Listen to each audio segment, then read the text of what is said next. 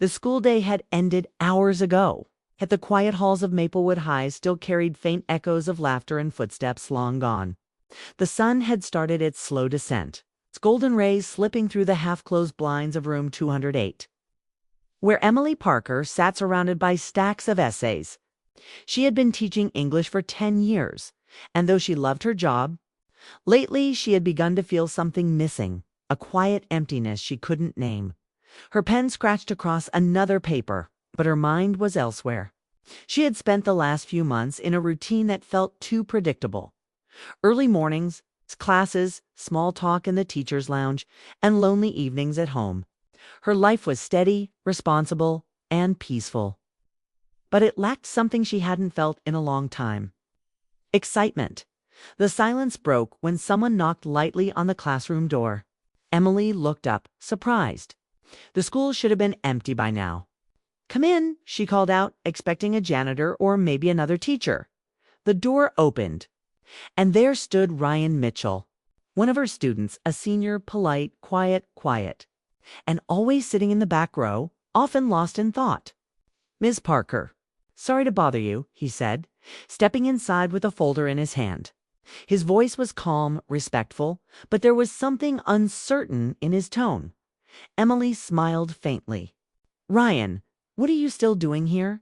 "School ended an hour ago." He hesitated. "I wanted to ask you about my essay. I know it's late, but I didn't want to email it. I wanted to explain it in person." She nodded, motioning for him to come closer. "That's fine. Sit down." He took a seat at one of the front desks, laying his paper on top. The sunlight behind him cast a warm glow on the classroom walls, making everything feel softer somehow. Emily leaned forward, adjusting her glasses. "So, what part do you want to discuss?" Ryan looked at his paper but didn't immediately speak. "The part where I wrote about how people hide their real feelings," he finally said.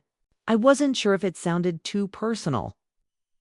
Emily's attention sharpened. "Personal isn't bad," she said gently.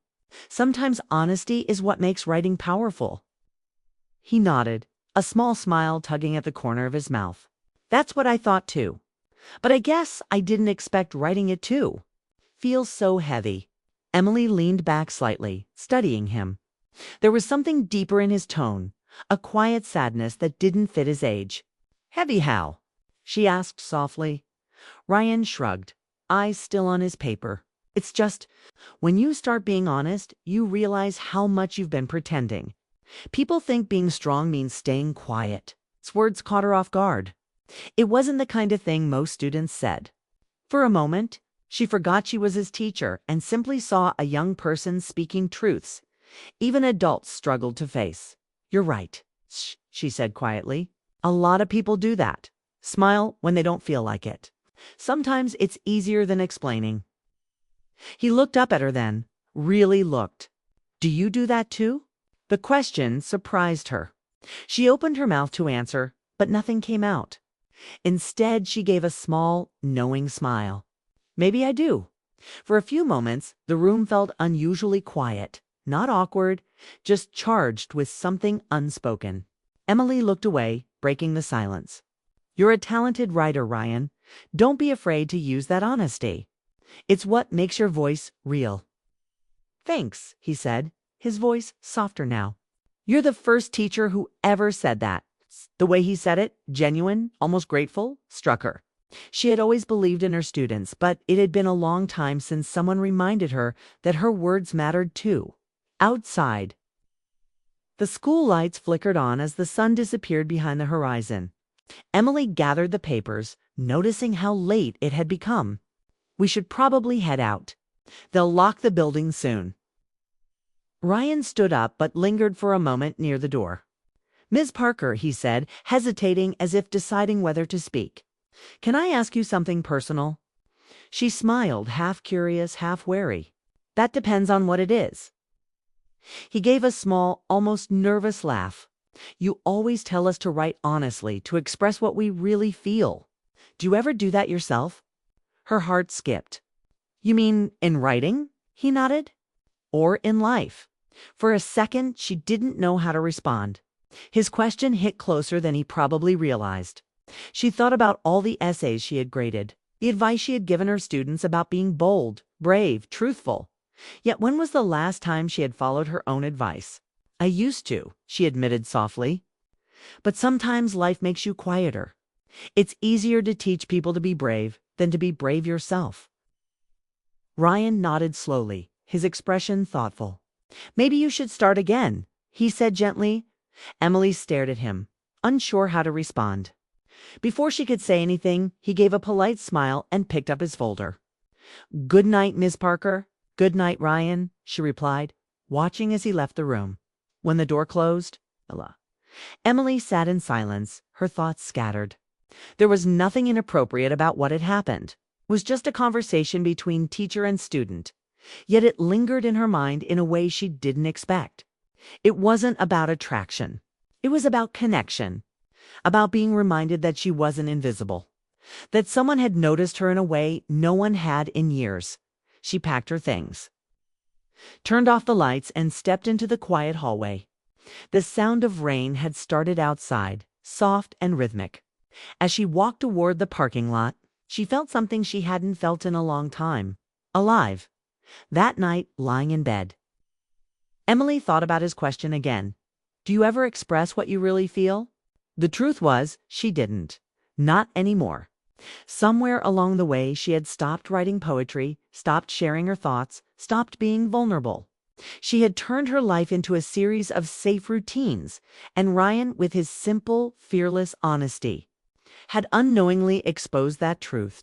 In the dim glow of her bedside lamp, she pulled out an old notebook from her drawer, the one she hadn't opened in years.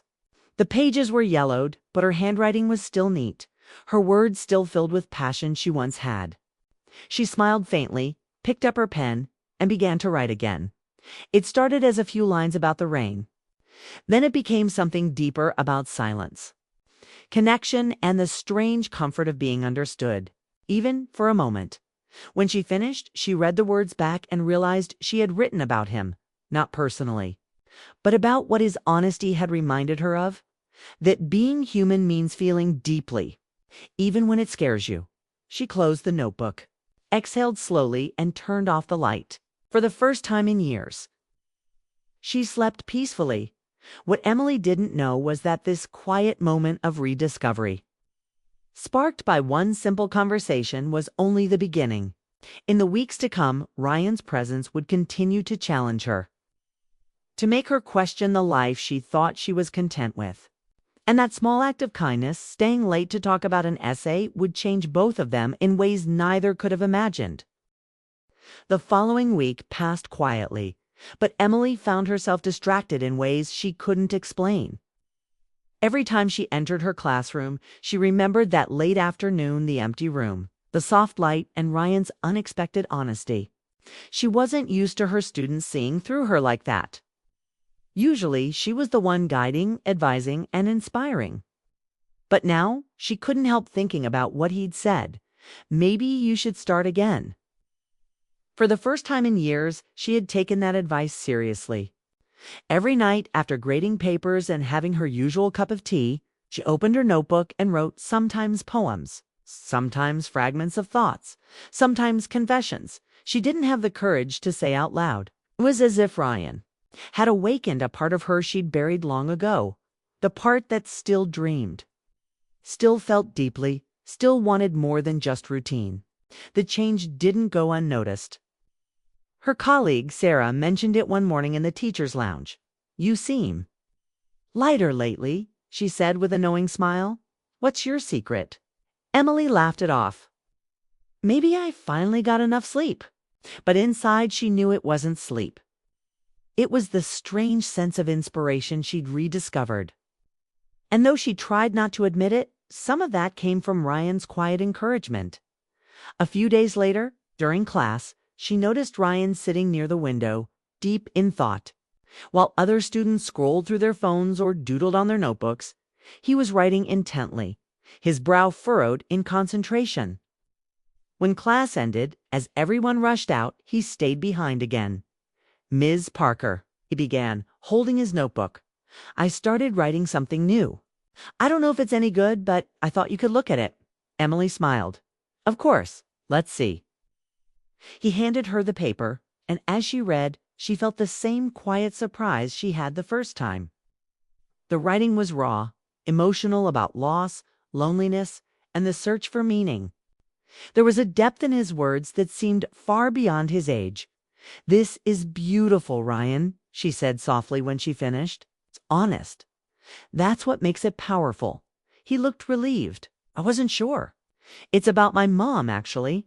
She passed away 2 years ago." Her heart tightened. "I'm so sorry I didn't know." He nodded, looking down. "She used to tell me to never stop expressing myself. But after she died, I couldn't write anymore. Until recently." Emily understood instantly. She knew what it felt like to lose your creative spark, to stop doing what made you feel alive.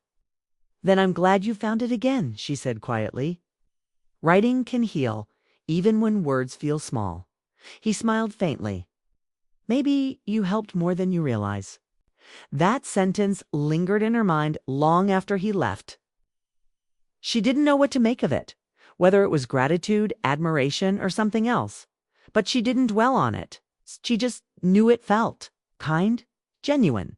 The following weekend, the school hosted its annual creative writing fair, a small event where students read their poems and stories aloud.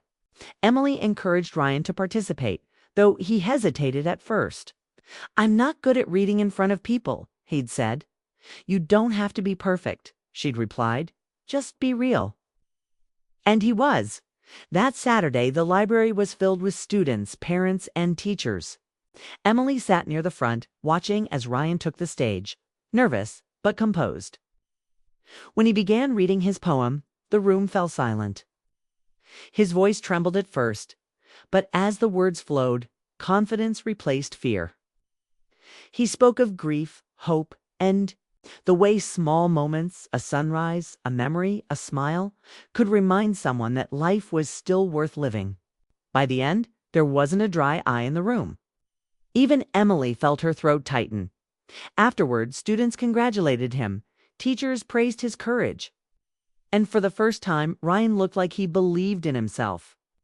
When the event ended, he approached Emily with a quiet grin. "You were right," he said. "Being real felt good." She smiled. "I told ya." There was a pause, the kind filled with words neither could find. Then Ryan said, "I want to thank you, Ms. Parker. Not just for today, for helping me remember who I was." She wanted to say something back, something as heartfelt as his words. But all she managed was, "You did that yourself, Ryan." That night, Emily couldn't stop thinking about the way he'd looked on that stage, confident, passionate, alive.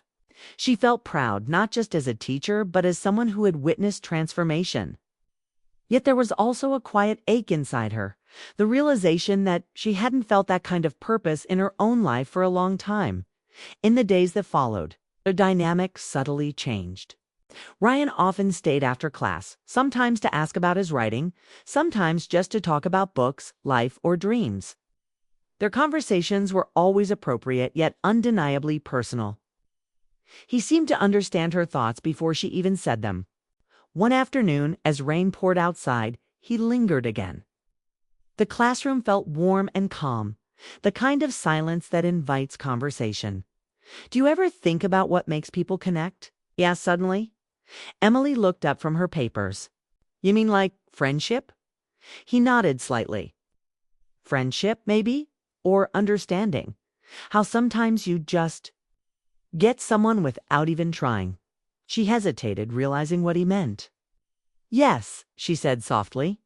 "That kind of connection doesn't happen often. But when it does, it's special." Ryan nodded, his gaze steady but gentle. "That's what I feel here, in this class."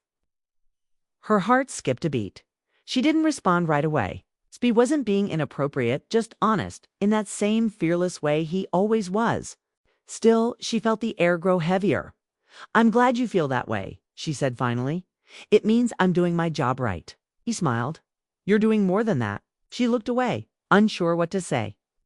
She was his teacher, and there were lines that couldn't be crossed, lines she would never cross. Yet something about his sincerity disarmed her. It wasn't romantic, exactly. It was deeper, like to people who had found pieces of themselves in each other's honesty. When he finally left, Emily sat in the quiet room, her thoughts restless. She wasn't falling for him. That wasn't it. What she felt was gratitude, maybe even admiration. But she also knew that connection, no matter how pure, could easily be misunderstood. The next morning, she found a small note on her desk. It wasn't signed, but she knew it was from Ryan. It read, "Thank you for listening when no one else did. You reminded me that words still matter." She read it twice, her chest tightening. It wasn't inappropriate. It was thoughtful, simple, and innocent. But it stirred something emotional inside her. A reminder that even kindness, when deeply felt, could be powerful enough to change someone that day. Emily carried that note in her bag like a secret she couldn't explain. It wasn't love. It wasn't infatuation. It was connection, fragile, complicated, and human. And as she walked to her car that evening, watching the sunset cast its orange glow across the sky, she realized something. Life had quietly given her back a part of herself she thought she had lost forever. The last few weeks of the semester came faster than Emily expected. The spring air had grown warmer, and the campus buzzed with the energy of graduation approaching. Students were distracted talking about college applications, travel plans, and summer jobs. But for Emily, something else lingered beneath the surface, a quiet restlessness she didn't fully understand. Ever since that note Ryan left on her desk, things between them had subtly shifted. He still came to class on time, still sat near the window, still asked thoughtful questions, but there was a calm confidence in him now. He wasn't the uncertain young man she'd met months ago. His words carried strength, and his writing had become even more mature. Layered with meaning and reflection, Emily was proud, deeply proud. But that pride came with a strange ache, a realization that soon he would graduate, and she would have to let go of this quiet connection they had built. One afternoon, while she was gathering assignments, she saw Ryan waiting by the door. The classroom was almost empty. Only the soft hum of the air conditioner filled the silence. "Ms. Parker," he said, stepping closer, "I wanted to ask you something before the year ends." She smiled. "Sure. What is it?" "It's about college. I got into Emerson. For writing." Her eyes widened. "Ryan, that's incredible. That's one of the best programs in the country." He grinned shyly. "Yeah, I wasn't going to apply, but after your class, I figured I should at least try." Emily felt her heart swell with pride. "You earned it. Every bit of it." Then he hesitated, his expression turning serious. "I wanted to thank you properly, not just with a note or a goodbye. I mean, you changed how I see life, and myself." She looked at him, unsure how to respond. There was so much emotion in his voice, not romantic, not inappropriate, but deeply sincere. "You don't need to thank me," she said softly. "Just keep writing. That's thanks enough." But he shook his head. "It's more than that. You've helped me find my voice again. I want to do something for you, something real." She frowned slightly, touched, but cautious. "Ryan, you already have. Watching you grow, seeing you get into college, that's everything a teacher could hope for." He smiled faintly. "Still, can I ask one thing?" "Just one, of course." He took a breath. "Promise me you'll start writing again. For yourself. You told me once that you used to write before life got in the way. You helped me heal through words. Maybe it's time you do the same." Emily froze for a moment. She hadn't told him much about her past, just small pieces here and there. But he remembered, and the way he said it, earnest, gentle, almost protective, made something stir inside her. I don't even know where to begin," she admitted. "Begin where it hurts," he said quietly. "That's what you told me once." For a second, Emily didn't know if she wanted to laugh or cry. How could a student, someone nearly half her age, hold up a mirror to her soul so perfectly? She nodded slowly. "All right, I promise." Ryan smiled, relief washing over his face. Then, almost as an afterthought, he said, "There's a small open mic at the cafe near campus this Friday. I'm reading something new. Maybe you could come. Just as a listener. No pressure. Emily hesitated. I don't usually go to those things. It's exactly why you should, he said with a grin. You told me once that growth happens when we step outside what's comfortable. She couldn't help but laugh. You're using my own words against me now. He shrugged playfully. Maybe. After a moment, she nodded. All right, I'll come. Friday evening arrived, and Emily found herself standing outside the small cafe, feeling oddly nervous. The place was warm and welcoming, dim lights, soft music, and the smell of coffee and rain in the air. A small crowd had gathered, students, mostly, taking turns reading poems or short stories on a tiny stage at the corner. When it was Ryan's turn, she listened intently. His voice was steady, calm, and confident. His new piece was about change, about people who come into our lives for a reason, and how they sometimes leave us better than they found us. He didn't mention names, but she knew who he was talking about. Every line carried emotion, gratitude, and quiet strength. It wasn't about love. It was about appreciation, about growth, about finding light again. When he finished, the room erupted in applause. Emily felt tears welling up in her eyes. She clapped too, proud beyond words. Afterward, as the crowd dispersed, Ryan found her near the door. You came, he said, smiling. I did, she replied, still holding back tears. And I'm so glad I did. They walked outside together. The evening air was cool, the city quiet under the streetlights. You were amazing up there, she said. You've grown so much since that first essay you wrote. He laughed softly. Yeah, I guess I did. They stopped at the edge of the sidewalk. For a moment, neither spoke. Then Ryan turned to her and said, This might sound strange, but I don't think I'd be where I am without you. She looked at him not as a teacher to a student, but as one person to another. And I don't think I'd have started writing again without you, she said gently. He smiled. So we helped each other, huh? I guess we did. He offered his hand and she shook it. Thank you, Ms. Parker, for everything. Thank you, Ryan, she replied softly, for reminding me why I started teaching in the first place. And with that, he turned to leave, heading down the street, the glow of the cafe lights behind him. Emily watched until he disappeared around the corner. She felt proud and peaceful. It wasn't the kind of ending that came with dramatic music or sudden realization. It was quiet, real, honest. When she got home that night, she opened her notebook again. The pages were blank, waiting. For the first time in years, she didn't feel hesitant. She just started writing. Her words poured out easily, not about Ryan, but about change, growth, and the strange beauty of human connection. About how sometimes people cross your path for only a short while, but in that time, they teach you everything you forgot you needed to know. By the time she stopped, the clock read midnight. Her heart felt light. The next morning, she submitted one of her poems to a local literary magazine, something she'd never dared to do before. Weeks later, she received an email.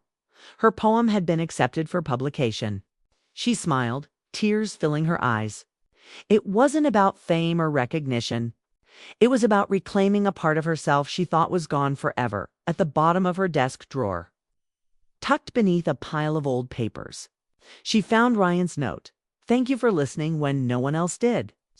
She read it one last time and whispered, You have no idea how much that meant. From that day on, Emily continued teaching, but she also started sharing her own writing again. She even volunteered to lead a creative writing workshop for students who wanted to express themselves through stories. Every time a new student struggled with words or self-doubt, she would remember Ryan and how a single afternoon conversation had changed them both. Because sometimes, the greatest lessons don't happen in textbooks or exams. They happen in quiet rooms, between two people who simply choose to listen to each other, and though their paths drifted apart. Emily never forgot that spring. It wasn't about forbidden feelings or boundaries crossed. It was about rediscovery, healing, and learning that connection, the pure, humankind can transform lives in ways words can barely describe. That afternoon had changed her, just as it changed him. And every time she picked up her pen, she carried a piece of that moment with her, a reminder that even the smallest counters can leave the deepest marks on the heart.